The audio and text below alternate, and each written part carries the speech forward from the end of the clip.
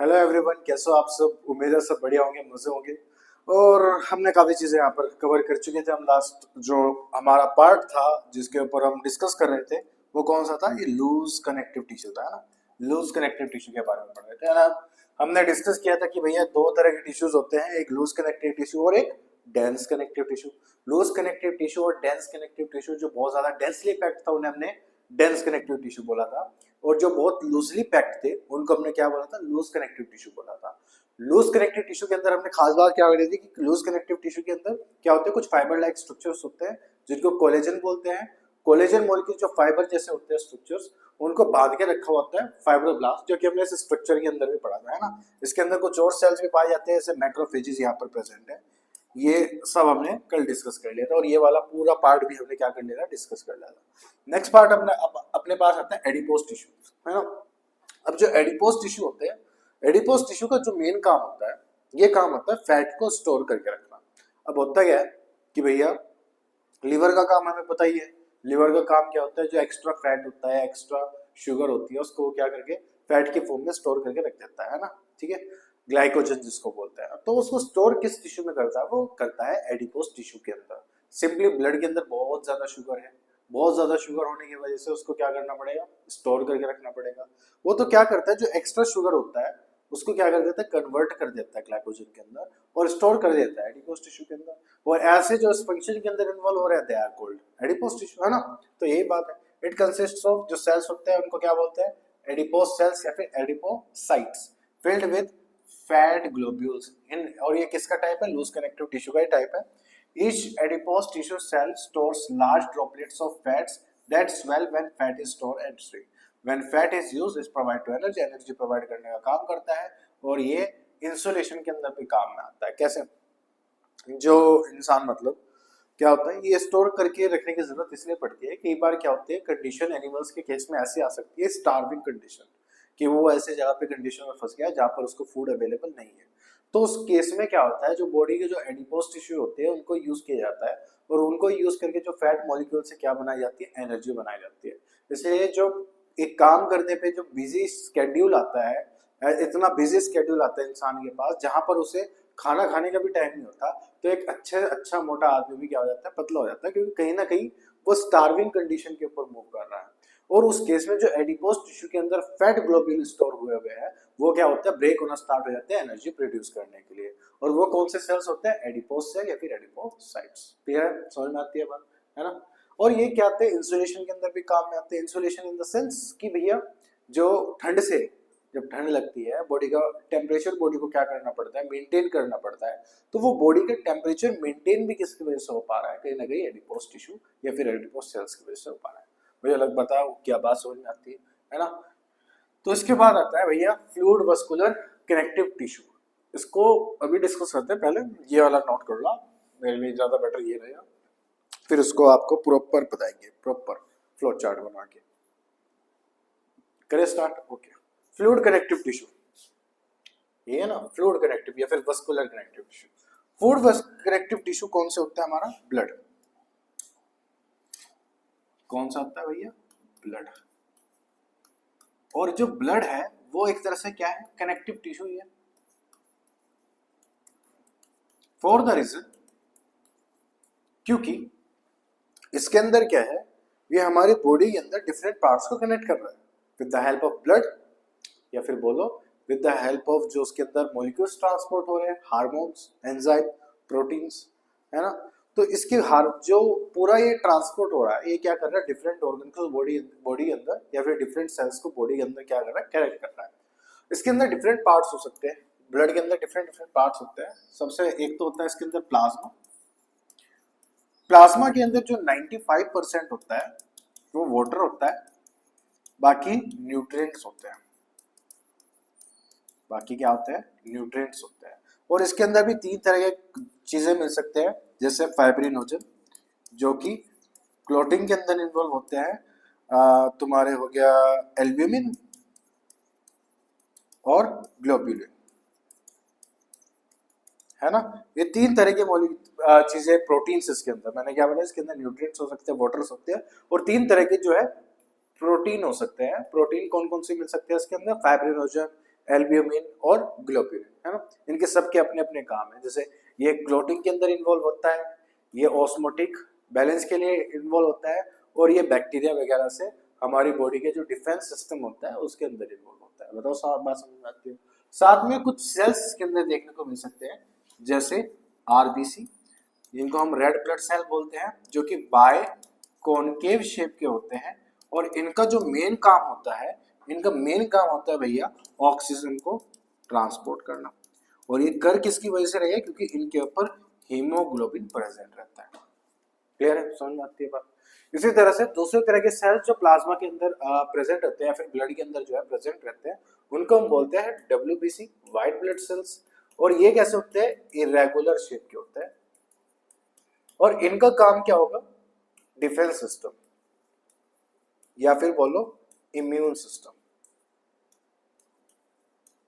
ये क्या कंट्रोल करते हैं? इम्यून सिस्टम बॉडी का कंट्रोल करते हैं, है ना। ये भी डिफरेंट टाइप के हो सकते हैं, ग्रेनुलोसाइट्स एंड एग्रेनुलोसाइट्स। ये पूरा ब्लड का क्या है? बेसिक सा फ्लो चार्ट है। एक और आपने कुछ टर्म सुनी होगी, प्लेटलेट्स। वो भी ब्लड के अंदर ही प्रेजेंट रहते हैं, और वो क्या करते हैं भैया? वो हमारे काम आते हैं, तुम्हारा जो क्लोटिंग है, जैसे कि फाइब्रिनोजन भी क्लोटिंग के अंदर इन्वॉल्व हो रहे हैं, इसी तरह से प्लेटिंग भी क्या करते हैं, प्लेटलेट्स भी क्या करते हैं, क्लोटिंग के अंदर इन्वॉल्व होते हैं। इसी तरह से जो डब्ल्यूबीसीज है, ये ग्रेनुलोसाइट, ये हमारे इम्यून सिस्टम को कंट्रोल करना है। कोविड के अंदर आपने बहुत कुछ सुना होगा इम्यून सिस्टम के बारे में, बहुत कहानियां सुनी होंगी। तो वो जो इम्यून सिस्टम है वो सारा कौन कंट्रोल करता है? ये डब्ल्यूबीसी कंट्रोल करता है। आरबीसी यहाँ पर क्या कर रहा है?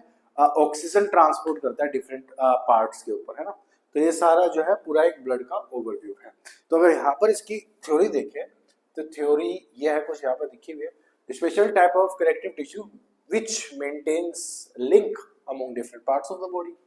It receive material from certain part of the body, transport them to other part. ये तो सब वही बेसिक बातें हैं। जो कंपोनेंट आ सकते हैं इसके अंदर, ब्लड और लिम्फ आ सकते हैं। सबसे पहले हमने ब्लड स्टार्ट किया है। इसके अंदर क्या होते हैं? कोई भी फाइबर नहीं होते। फाइबर ना होने की वजह से तो क्या है, ये लिक्विड फॉर्म में प्रेजेंट रहता है। इसके अंदर 55% लगभग प्लाज्मा होता है, बाकी इसमें फॉर्म्ड कंपोनेंट्स होते हैं। इनको फॉर्म्ड एलिमेंट भी बोलते हैं, फॉर्म्ड एलिमेंट, यानी कि डब्ल्यूबीसी, आरबीसी। प्लाज्मा के अंदर मैक्सिमम वाटर होता है, कुछ सॉल्ट्स होते हैं, प्रोटीन्स होते हैं। ब्लड कॉर्पस के अंदर, यानी कि सिंपल बात करूँ तो फॉर्म्ड एलिमेंट्स के अंदर 3 पार्ट्स आ सकते हैं, आरबीसी, एरिथ्रोसाइट जिनको बोलते हैं, डब्ल्यूबीसी जिनको ल्यूकोसाइट्स बोलते हैं, और इसके अंदर प्लेटलेट्स। कहने का मतलब क्या है? जैसे ये एक बकेट है, इसके अंदर मैं वाटर डाल रहा हूँ, तो वाटर विल बी प्लाज्मा, और इसके अंदर मैं कुछ बॉल्स डाल रहा हूँ डिफरेंट, ये क्या होंगे? RBC, WBC and platelets. तो सेम कंडीशन है। जो प्लाज्मा है यहाँ पर मैट्रिक्स की तरह काम कर रहा है। प्लाज्मा किसकी तरह काम कर रहा है? मैट्रिक्स की तरह काम कर रहा है। और जो उसके अंदर डिफरेंट चीजें प्रेजेंट है, वो क्या है? फॉर्म्ड एलिमेंट है। क्लियर है? बात समझ में आती है? तो ये कुछ ब्लड का एक ओवरव्यू है ना। पहले ये वाला नोट करें, ब्लड नोट करें, फिर इसके बाद हम आगे चलते हैं।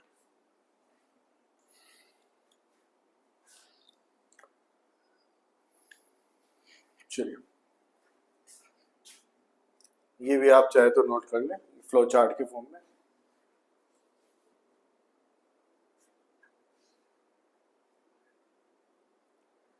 ठीक है जी, चले। लिम्फ। अब लिम्फ की कहानी बहुत तगड़ी है, ये भी सोच समझाते हैं कि मान लो जैसे ये हमारा क्या है? ब्लड वेसल है। ये क्या है? Blood vessel. इसके साइड बाय साइड पैरेलली एक और वेसल्स चलती है इस तरह से, जिनको हम बोलते हैं लिम्फ वेसल्स। अब ये काम कैसे करती है, ये भी समझने की जरूरत है। चलो ये भी बताते हैं कि भैया जो ये ब्लड सेल, जो ब्लड वेसल्स है, इसके आसपास यहाँ पर कुछ इस तरह से सेल्स होंगे। ये यहाँ पर क्या है? बॉडी के कुछ मान लेते हैं सेल्स है। ये क्या है?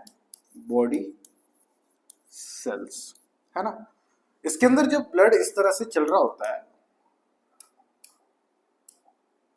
यहाँ पर क्या है? ब्लड इस तरह से चल रहा होता है, तो क्या होता है? यहाँ पर एक्सचेंज चल रहा होता है इन सेल्स के साथ, कंपोनेंट्स का यहाँ पर एक्सचेंज चल रहा होता है। जो यूज करना होता है सेल्स को वो यूज कर लेते हैं, और जो ब्लड के अंदर वेस्ट होता है उसको थ्रो कर देते हैं। आती है बात समझ में ये वाली? तो जब ये एक्सचेंज चल रहा होता है तो कुछ कंपोनेंट्स है, जैसे कि कुछ प्रोटीन्स हो गए या फिर डब्ल्यूबीसीज हो गए, वो क्या होते हैं जो इनके बीच में गैप्स है उसके अंदर आके स्टोर हो जाते हैं, उसके अंदर आके यहाँ पर इकट्ठे हो जाते हैं। सेल्स के बीच में जो गैप्स है उसके अंदर आके इस तरह से इकट्ठे हो जाते हैं।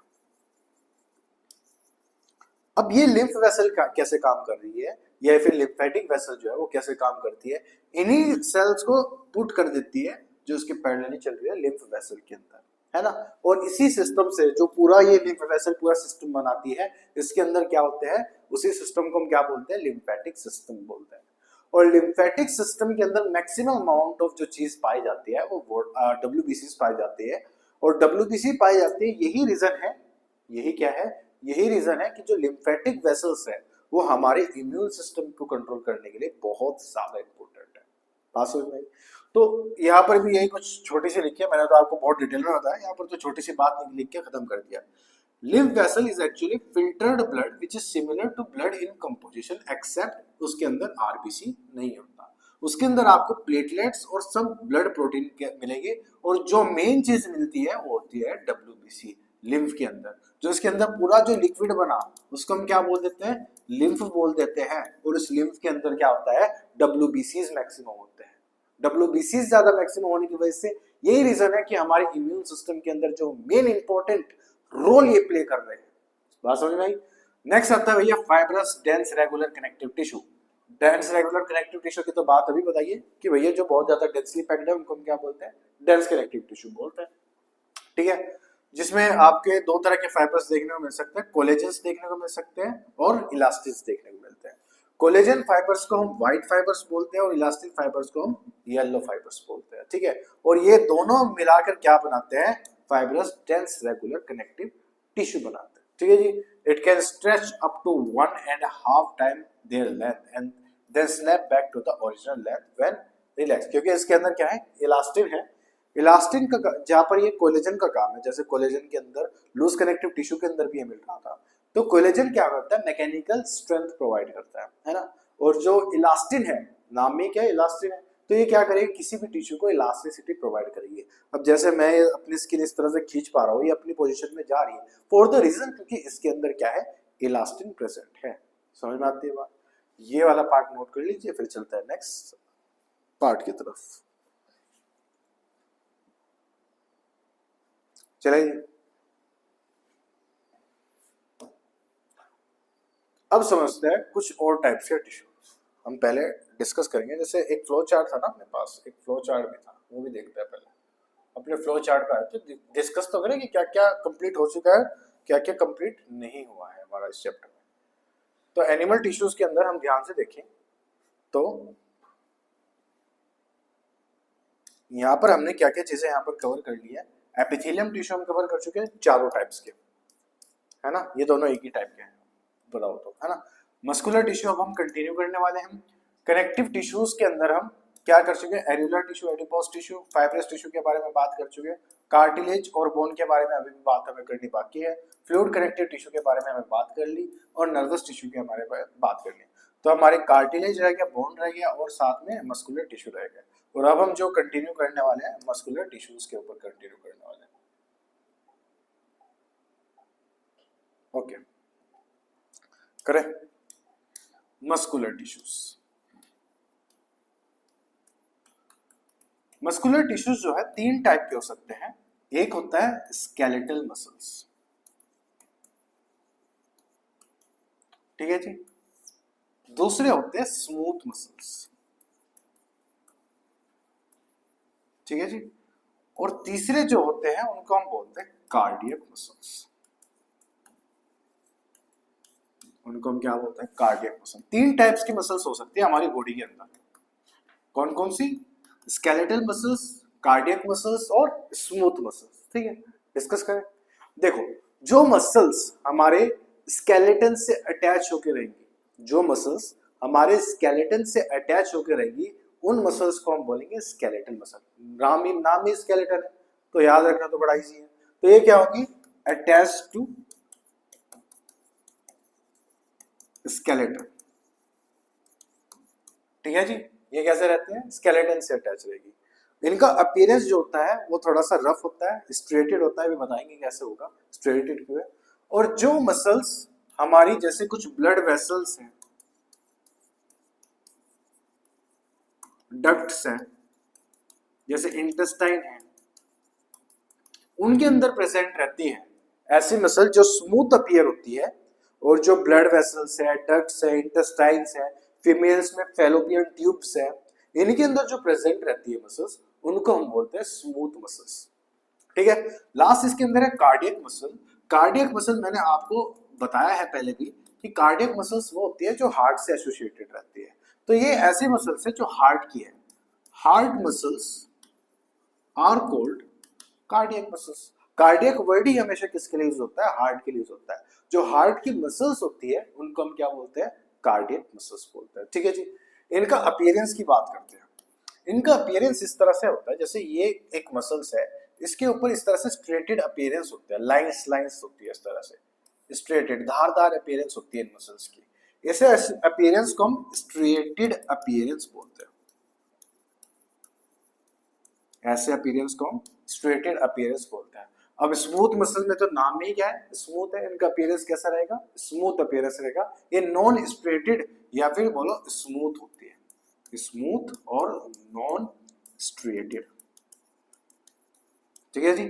और ये भी कैसे रहेंगी, ये भी स्ट्रेटेड ही होती है। ये भी कैसे रहती है, स्ट्रेटेड रहती है। तो दो पॉइंट्स हमारे डिफरेंस समझ में आए, दोनों पॉइंट का डिफरेंस समझ में आए। अब तीसरा इंपॉर्टेंट पॉइंट है, इनको जो स्केलेटन मसल्स है हम उनको अपने हिसाब से कंट्रोल कर सकते हैं। जैसे कि मैं बात करूं, इस तरह से हैंड जो है उसको मैं मूव कर सकता हूं, तो यानी कि जो स्केलेटल मसल्स है वो मेरे कंट्रोल में है। और ऐसी मसल्स जिनको मैं कंट्रोल कर सकता हूं उनको बोलते हैं वॉलेंट्री मसल्स। वही भी बात करें, हमारे इंटेस्टाइन्स है, हमारे डक्ट्स है, ब्लड वेसल्स है, अब उनको अपने हिसाब से तो कंट्रोल नहीं कर सकता कि भैया फूड को जल्दी डाइजेस्ट कर लूं, या फिर बोलो ब्लड प्रेशर अपने हिसाब से अपने ब्लड वेसल्स को कंट्रोल करके तेज या कम कर लूं, ऐसा नहीं कर सकता। तो जो मसल्स हमारे कंट्रोल में नहीं होती उनको बोलते हैं इनवॉलेंट्री मसल्स। ठीक है जी।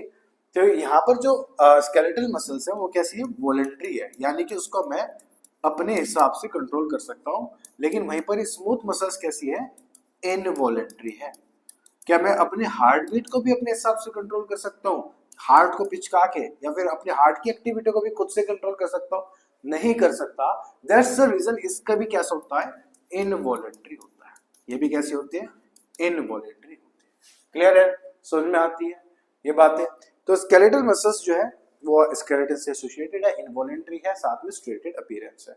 वहीं पर ही बात करें जो आपकी स्मूथ मसल्स है वो डक्ट्स के अंदर पाई जाती है, स्मूथ अपीयरेंस है और इनवॉलेंट्री फंक्शन है।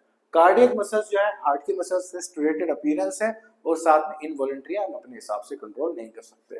तीनों मसल्स हमने यहाँ पे डिस्कस कर लिया और तीनों के अंदर आपको इतना ही पता होना चाहिए, उससे ज्यादा पता होने की जरूरत बिल्कुल भी नहीं है। तो मुझे लगता है इसको आप नोट कर लें, इस वाले डिफरेंस टेबल को, फिर हम आगे की तरफ चलते हैं।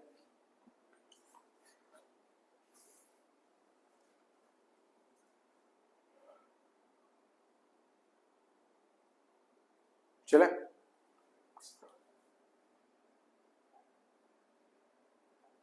चलिए स्केलेटल मसल्स देखो, यहाँ पर आपको दिख रहा है कि ये स्केलेटल मसल्स है और ये टेंडन से, टेंडन जो है क्या कर रही है, बोन्स को मसल से टेंडन क्या करवा रहा है, कंट्रोल करवा रहा है। एक सेकंड मैं इसको इरेज कर देता हूँ। ओके, ये रहा। तो टेंडन क्या करवा रहा है, यहाँ पर बीच में कनेक्शन है जो स्केलेटल से मसल्स को क्या करवा रहा है, कनेक्ट करवा रहा है ना।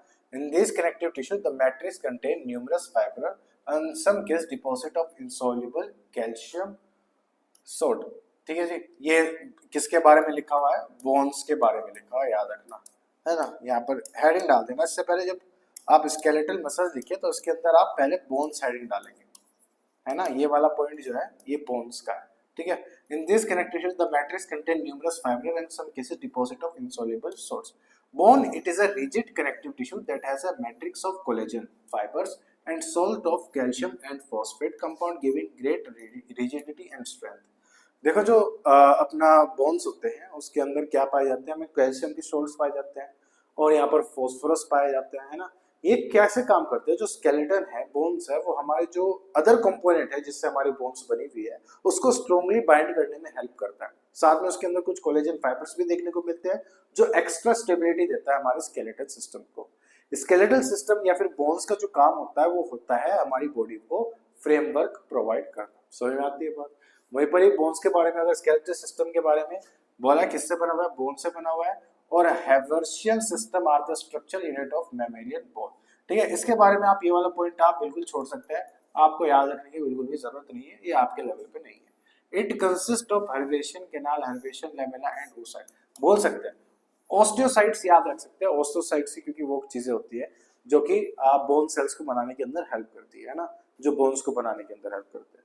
तो ओस्टियोसाइट्स आप याद रखिए। बाकी जो आप हर्वेशन कैनाल एंड हर्वेशन लेमेले जो है वो आप कंप्लीटली बोल सकते हो, आपके लेवल पे दूर दूर तक नहीं है।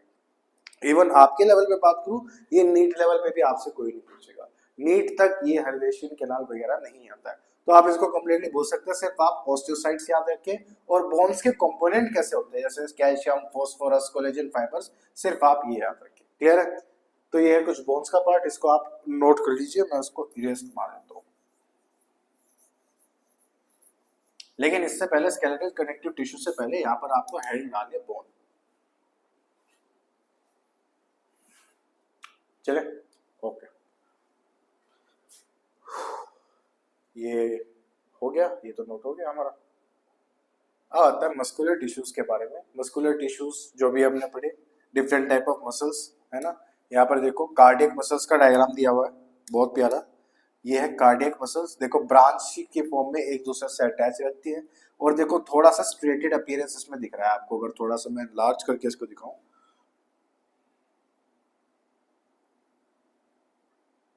ठीक है, ये देखिए इसमें क्या है कि ये जो मसल्स दिख रही है आपको, इसका अपीयरेंस जो है बिल्कुल थोड़ा सा स्ट्रेटेड दिखेगा, जो इस तरह से ये कुछ यहाँ पर बन रहा है, ये है स्ट्रेटेड अपीयरेंस, इसी को बोलते हैं स्ट्रेटेड अपीयरेंस। यहाँ पर ये मसल्स आपको बिल्कुल स्मूथ अपीयर होंगी, और जो स्केलेटल मसल्स हैं ये भी आपको थोड़ी सी स्ट्रेटेड दिखेगी, ये जो स्ट्रेशन दिख रहा है इस तरह से, ये क्या है स्केलेटल मसल्स, ये क्या है कार्डियक मसल।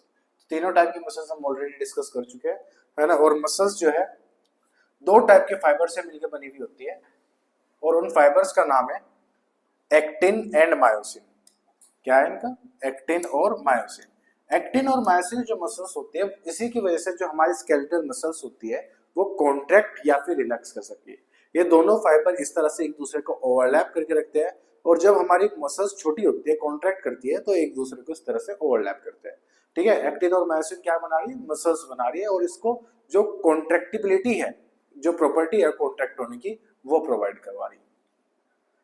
ठीक है जी, नास आता है हमारा नर्वस टिश्यू, इसका डायग्राम बनाना पड़ेगा हमको। फिर चलिए डायग्राम बनाते हैं और इस चैप्टर को आज हम समाप्त करते हैं। तो जो नर्वस सिस्टम होता है या फिर नर्वस टिश्यू होता है, उसके अंदर खास बात क्या है? जो ब्लड सेल्स है वो हमारी बॉडी को कनेक्ट कर रहे हैं, है ना। स्केलेटल मसल्स है वो हमारे स्केलेटन को प्रोवाइड कर रहे हैं, या फिर जो अदर मसल्स है कार्डियक होगी, स्मूथ मसल, वो हमारे ऑर्गन को प्रोटेक्ट कर रही है, ऑर्गन के अंदर काम में आ रही है। तो नर्वस टिश्यू का काम क्या है? ब्रेन। जो ब्रेन पूरा बना हुआ है वो किससे बना हुआ है? नर्वस टिश्यू या फिर नर्व सेल से बना हुआ है ना। हमारी बॉडी के अंदर जो मैं यहाँ पे टच कर रहा हूँ, इस टच को मैं सेंस कर पा रहा हूँ। जिस भी चीज को मैं सेंस कर पा रहा हूँ वो किसकी वजह से कर पा रहा हूँ? अपने नर्व सेल्स की वजह से कर पा रहा हूँ। तो नर्व सेल का मेन काम क्या है? चीजों को सेंस करना, है ना। और सेंस का जितना भी पूरा काम है, कोई भी सिग्नलिंग प्रोवाइड करना। यहाँ पे मुझे कोई टच कर रहा है तो मुझे पता लग रहा है, ये फील हो रहा है। ये फील किसकी वजह से हो रहा है? वो हो पा रहा है नर्व सेल की वजह से। मुझे बताओ क्या बात समझ में आती है? तो ये जो नर्वस सेल्स है या फिर नर्व सेल है, इसका स्ट्रक्चर अगर मैं देखूं तो इसका स्ट्रक्चर कुछ इस तरह से होता है। ऊपर की तरफ कुछ इस तरह से स्ट्रक्चर आपको देखने को मिलेगा, है ना। और यहाँ पर इस तरह से कुछ ब्रांचेस प्रेजेंट होती है।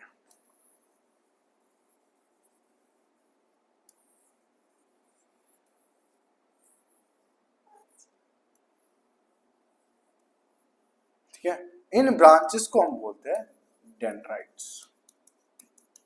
इनको हम ब्रांचेस को हम क्या बोलते हैं? डेंड्राइट्स। और ये बीच में यहाँ पर क्या प्रेजेंट रहेगा? ये सेल है तो यहाँ पर प्रेजेंट रहेगा न्यूक्लियस। यहाँ पे क्या प्रेजेंट रहता है? न्यूक्लियस प्रेजेंट रहता है। और यहाँ पर अदर चीजें यहाँ पर प्रेजेंट रहेगी, जैसे यहाँ पर आपको कुछ और चीजें मिलेंगी, जैसे राइबोसोम, जैसे हमने सेल्स के अंदर पढ़ा है ना। साइटोप्लाज्म आपको यहाँ पर देखने को मिलेगा, है ना। और इस पूरे हेड वाले पार्ट को, इस पूरे हेड वाले पार्ट को हम बोलते हैं सेल बॉडी। इसको हम क्या बोलते हैं? सेल बॉडी बोलते हैं, है ना। सेल बॉडी के अगर यहाँ पर इस तरह से कॉन्स्टिट्यूट करूँ, ये आगे की तरफ इस तरह से बढ़ता है कुछ,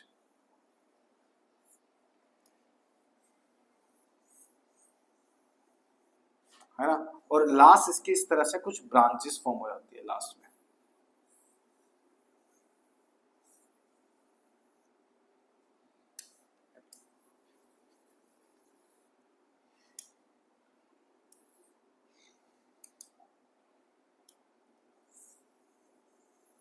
है ना, ये कुछ ब्रांचेस होगी। ये पूरा जो है इसको हम बोलते हैं एक्सोन। इस पूरे पार्ट को हम क्या बोलते हैं? एक्सोन बोलते हैं। और यहाँ पर जो इसकी एक कवरिंग है, ये जो कवरिंग है इसकी एक्सोन के ऊपर जो है बाहर की आउटर कवरिंग जो मैं बना रहा हूँ, इस आउटर कवरिंग को हम बोलते हैं, जो सेल्स होते हैं इनको बोलते हैं शॉन सेल। चलो, है ना, तो हमने डिस्कस कर लिया था कि अभी कि ये शॉन सेल्स थे, है ना। इन शॉन सेल्स के बीच में अभी डिस्कस कर रहे थे हम, यहाँ पर कुछ क्या है, छोटे छोटे से यहाँ पर आपको गैप्स दिखाई दे रहे हैं। इन छोटे छोटे गैप्स को हम क्या बोलते हैं? Nodes of Ranvier. इनको हम क्या बोलते हैं? नोड्स ऑफ रेनवियर, है ना। और इनको जो लास्ट में आपको बोलते हैं, इसको बोलते हैं टर्मिनल, जो लास्ट में बल्ब जैसे स्ट्रक्चर दिखाई दे रहे हैं इनको बोलते हैं टर्मिनल लोब। और लास्ट ये पूरा पार्ट जो है इसको हम एक्सोन टर्मिनल भी बोल देते हैं। इसका diagram very very very important, paper में ऑलमोस्ट 99.9% चांसेस होती है कि यहाँ से क्वेश्चन हमेशा आता है। ऐसा कभी भी नहीं होता कि यहाँ से कोई टीचर क्वेश्चन ना पूछे।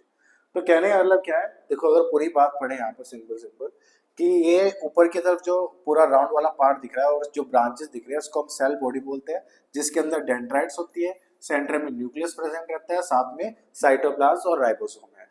पीछे के पूंछ जैसा पार्ट आप जो दिख रहा है उसको हम क्या बोलते हैं? एक्सोन बोलते हैं। एक्सोन के अंदर जो कुछ सेल्स होते हैं जिनको हम क्या बोलते हैं? शॉन सेल्स बोलते हैं। इनके बीच में जो गैप दिखता है उसको नोड्स ऑफ रेनवियर बोलते हैं। और जहाँ लास्ट पे जो एक्सटेंशन यहाँ पर बनता है उसको क्या बोलते हैं? एक्सोन टर्मिनल बोल देते हैं, जिनको हम टर्मिनल लोब्स भी बोलते हैं, है ना।